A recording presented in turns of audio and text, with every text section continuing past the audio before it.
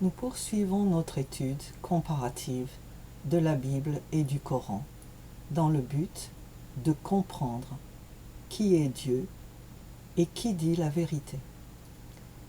Aujourd'hui, nous voulons maintenant regarder la question de l'Esprit Saint, le Saint-Esprit. La Bible présente l'Esprit de Dieu dès la Genèse, et l'Esprit de Dieu se trouve partout, dans la Genèse, dans l'Ancien Testament, dans les psaumes énormément, et bien sûr dans le Nouveau Testament. Et une chose qui est intéressante, c'est que Jésus a annoncé la venue du Saint-Esprit.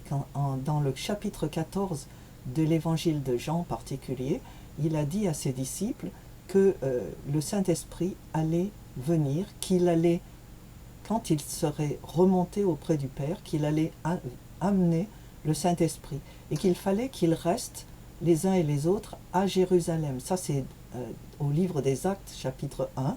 Il a dit à ses disciples, ne quittez pas Jérusalem, attendez à Jérusalem que la puissance d'en haut vous soit donnée, l'Esprit va venir. Et ils sont restés dans la chambre haute, là où ils priaient traditionnellement. Il y avait là les premiers disciples, il y avait là beaucoup d'autres disciples, ils étaient plus de 100, et au nombre des disciples se trouvait Marie, sa mère, la mère de Jésus, et ses frères également, qui avaient rejoint les disciples. Et le Saint-Esprit est venu, et pour la Bible et pour dans l'enseignement de la Bible, l'Esprit de Dieu est une partie de Dieu en 3 personnes. Il fait partie de la Trinité, ce qu'on appelle la Trinité. Il est Dieu au même titre que les autres. Et c'est lui qui est, selon Jésus, notre guide, notre conseiller, notre consolateur, notre soutien. C'est lui qui parle encore aujourd'hui et qui dirige la vie de ses disciples. Au contraire, dans l'islam, il n'y a pas de Saint-Esprit. Le Saint-Esprit ne fait pas partie de Dieu puisque Dieu est l'inconnaissable, l'innommable, et il n'y a pas de Trinité dans le Dieu de l'islam.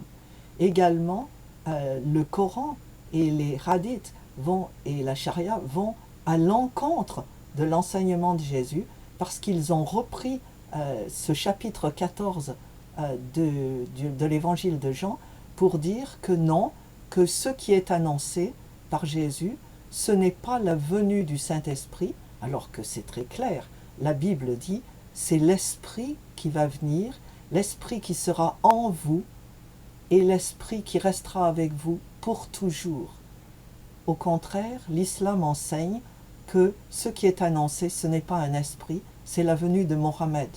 Et je vous laisse réfléchir à l'affaire. Mohammed est arrivé au 7e siècle. Or, les disciples ont reçu le Saint-Esprit le jour de Pentecôte. Et ça, c'était encore au 1er siècle de notre ère.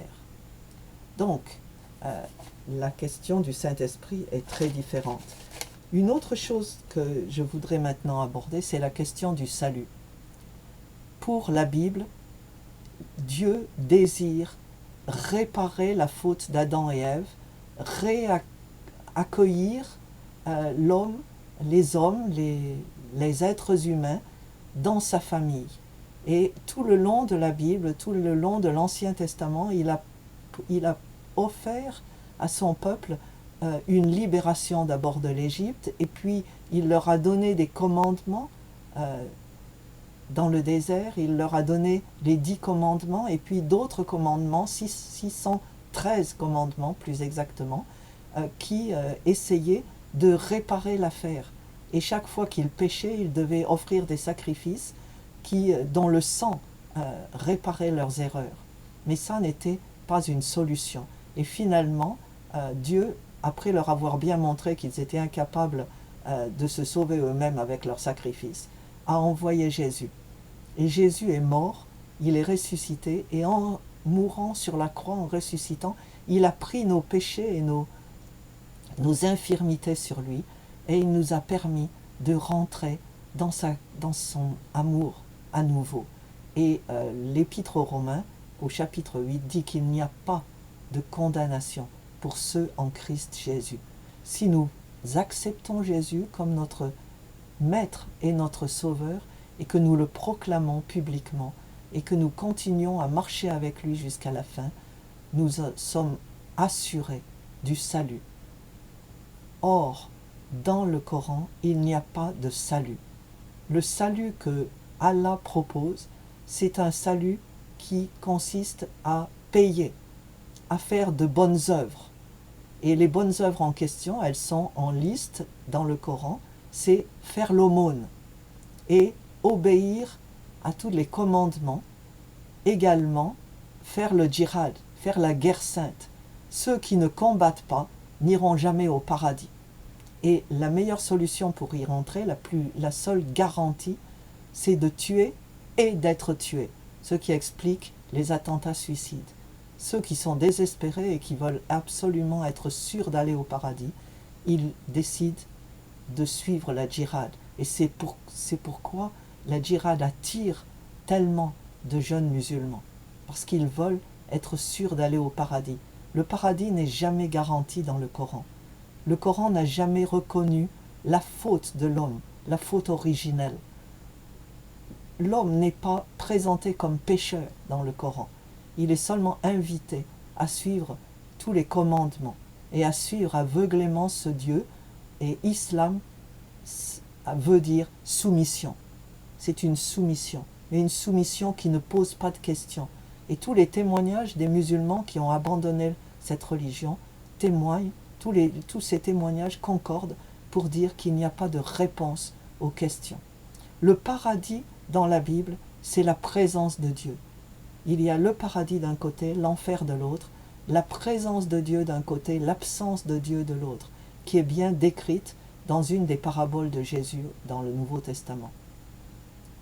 Pour le Coran, le paradis, ce sont des jardins avec la possibilité de mariage illimité, avec ce que l'islam appelle les houris, des vierges qui restent vierges et qui seront déflorées par les musulmans qui arrivent au paradis. Le paradis ne raconte pas trop ce qui va se passer pour les femmes.